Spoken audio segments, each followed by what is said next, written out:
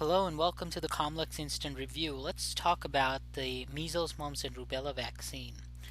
It's a live attenuated vaccine and patients get their first dose at 12 to 15 months and then at preschool when they are between 4 to 6 years of age.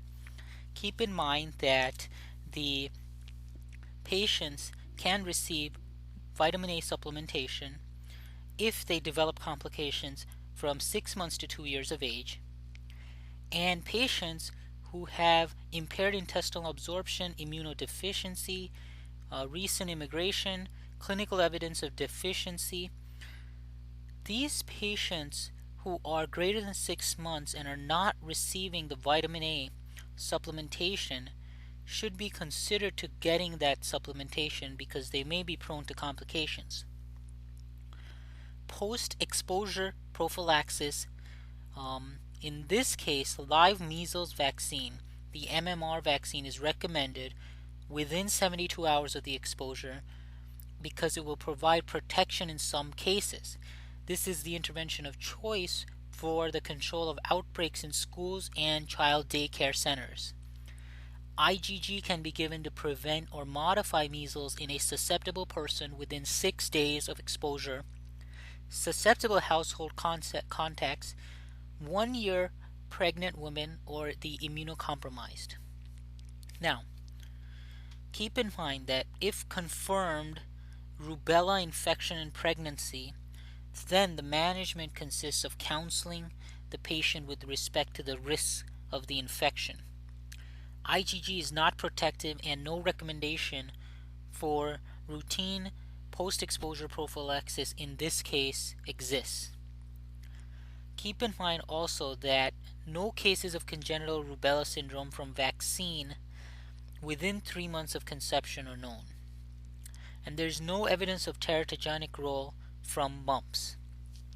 So let's review some of the high yield points for MMR.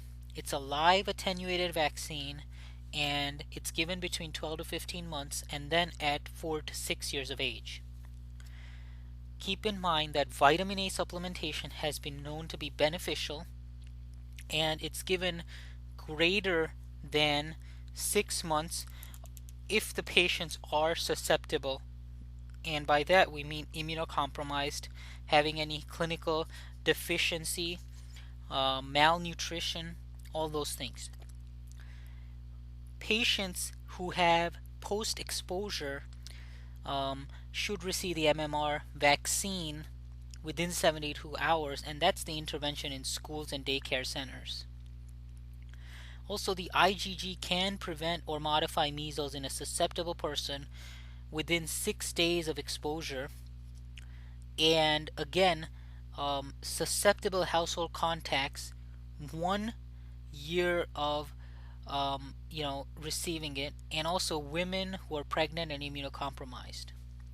So IgG has a role, and so does the live measles vaccine in post-exposure prophylaxis. Each of these can provide a benefit. But if there is confirmed rubella infection in pregnancy, then the management consists of counseling with respect to the risks, and IgG is not protective, and so there's no recommendation there. So for measles, IgG is yes. If the patient has rubella, then it's not recommended. And the 72-hour rule for giving MMR post-exposure prophylaxis in outbreaks in schools and childcare centers is a standard. Also, there's no evidence of teratogenic effect of mumps and no cases of rubella syndrome from the vaccine within 3 months of conceptions have been brought up. So that was a review of MMR for the COMLEX and USMLE board exam. Please visit COMLEXFlashcards.com. That's www.comlexflashcards.com for more lectures on the COMLEX and USMLE board exam. Good luck in your preparation for the boards.